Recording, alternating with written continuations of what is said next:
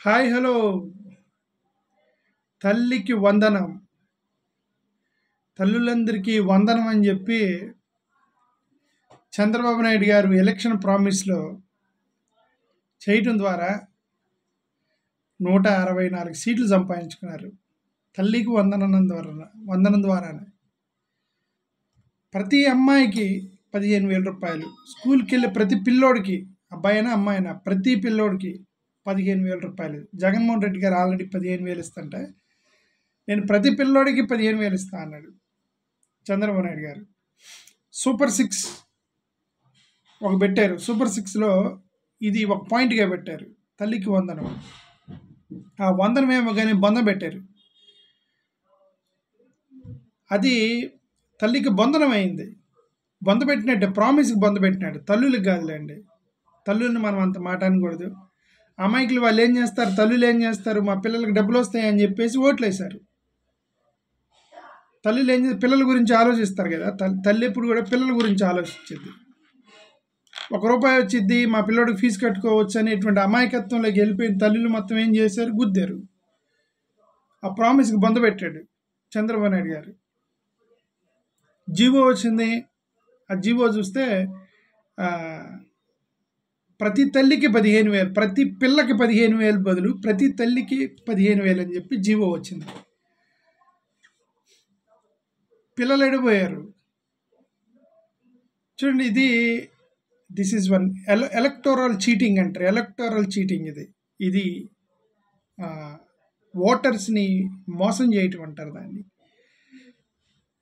అది మరి ఎంతవరకు కరెక్ట్ ఇంకా రాజకీయాల్లో కరెక్ట్లు తప్పులు ఒప్పులు ఉండవు, చేసుకుంటూ పోతూ ఉండడమే. ప్రజల అమాయకత్వాన్ని మనం వాడుకుంటూ పోవటం తప్ప చేసేది లేదు.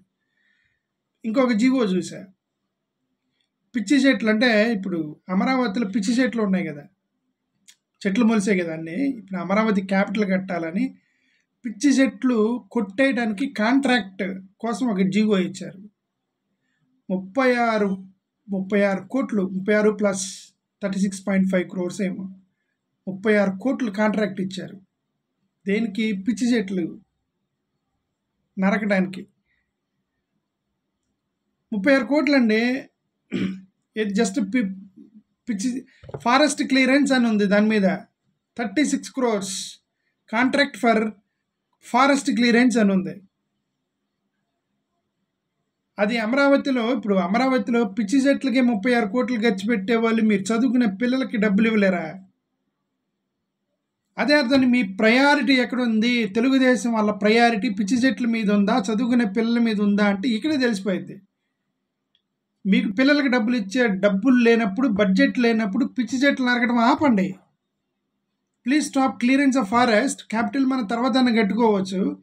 ఇప్పుడు ఉన్న అసెంబ్లీ సరిపోయిద్ది, స్లోగా డెవలప్ చేసుకోవచ్చు. But students cannot wait for education. Students cannot wait for education. Can they wait for education? No.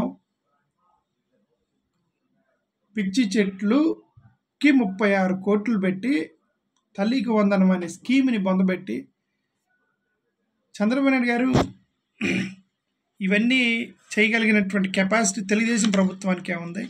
చరిత్రలో ఇలాంటివి ఎన్నో అద్భుతాలు, విన్యాసాలు తెలుగుదేశం ప్రభుత్వంలోని ఇలాంటివి సాధ్యం అవుతూ ఉంటాయి. చూద్దాం ఇంకేమి జరుగుతాయి. మళ్ళీ ఇంకొక న్యూస్ కూడా చూశాను నిన్న మొన్న. అదేంటంటే ఈ ఒక ఐ థింక్ మొన్న వైఎస్ఆర్సీపీకి సంబంధించిన what is his name, spokes person Revanth Reddy గారిని ఏదో అన్నారట. రేవంత్ రెడ్డి గారిని స్విగ్గీ బాయ్ ఏదో అన్నాడని చెప్పేసి దాని మీద కూడా బాగా న్యూస్ చూస్తాను ఆన్లైన్లో.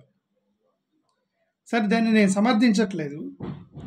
స్పోక్స్ పర్సన్ చెప్పిన దాన్ని నేను సమర్థించట్లా. కానీ మీరన్న మాటలు ఆలోచించండి.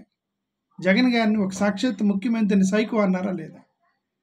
ముఖ్యమంత్రిని సైకో అన్నారంటే సైకో అని అంటాం అది పెద్ద క్రైమ్. అది బ్రిటన్లో ఒక వ్యక్తి ఇద్దరు మాట్లాడుకుంటూ నువ్వు సైకో అంటే వాడు కోర్టుకు వెళ్ళాడు బ్రిటన్లో. అక్కడ బ్రిటిష్ వాళ్ళు ఏమి జడ్జిమెంట్ ఇచ్చారు తెలుసా? ఇద్దరు వ్యక్తులు మాట్లాడుకునేటప్పుడు సైకో అంటే క్రైమ్ కాదు. కానీ ఇప్పుడు అంటే నేను వేరే వ్యక్తిని మాట్లాడుతున్నప్పుడు సైకో అన్నాను అనుకోండి, అది క్రైమ్ కాదు. బట్ నేను ఎందుకంటే థర్డ్ పర్సన్ ఇన్వాల్వ్ అవ్వాల. నేను ఐఎమ్ కాలింగ్ యూ సైకో. నేను ఒక వ్యక్తి ఇద్దరమే మాట్లాడుకున్నప్పుడు I'm calling psycho, is calling me mental అనుకోండి, అది క్రైమ్ కాదంటే ఇద్దరు వ్యక్తులు మాట్లాడుకుంటుంటాయి. బట్ నేను థర్డ్ పర్సన్కి చెప్పేటప్పుడు సోన్స్ ఒక వ్యక్తి సైకో అని చెప్తే దాటి క్రైమ్ అన్నారు. ఎందుకంటే ఈ ఇమేజ్ని వాడి ముందు నువ్వు డ్యామేజ్ చేస్తున్నావని. కొన్ని కోట్ల మంది జనాల ముందు సైకో పోవాలి, సైకో రావాలని సైకో సైకో అని చెప్పి జగన్ గారి మీద 5 కోట్ల మంది కాదు, ప్రపంచంలో ఉన్న 100 కోట్ల మంది జనాల మీద మీరు ఆయన రెప్యుటేషన్ డ్యామేజ్ చేసినప్పుడు అప్పుడు గుర్తు రాలేదా ముఖ్యమంత్రిని అనాలా లేదా అనేది? జగన్మోహన్ రెడ్డి గారిని ఒక వ్యక్తి బోస్డిగే అన్నాడు, అది గుర్తు రాలేదా? అంటే ముఖ్యమంత్రికి రెస్పెక్ట్ ఇవ్వాలి అనేది అప్పుడు గుర్తు రాలేదా మీకు? చెత్తనా కూడా అన్నాడు ఇంకొక ఆయన, వాడేవుడు అన్నాడు ఇంకొక ఆయన, ఎవడరా నువ్వు అని అన్నాడు ఇంకొక ఆయన. ఇవన్నీ అప్పుడు ముఖ్యమంత్రికి రెస్పెక్ట్ ఇవ్వాలి, ముఖ్యమంత్రిని గౌరవించాలని ఇవన్నీ గుర్తు రాలేదండి మీకు? నేను 100% వైఎస్ఆర్సీపీ స్పోక్స్ పర్సన్ చేసిన కామెంట్స్ నేను సమర్థించట్లేదు, కానీ మీరు చేసిన కామెంట్స్ ఇంతకన్నా ఘోరమైన ఏం చెప్తున్నా, జగన్మోహన్ రెడ్డి గారి మీద వీళ్ళు చేసిన కామెంట్స్ మరింకా ఘోరమైనవి.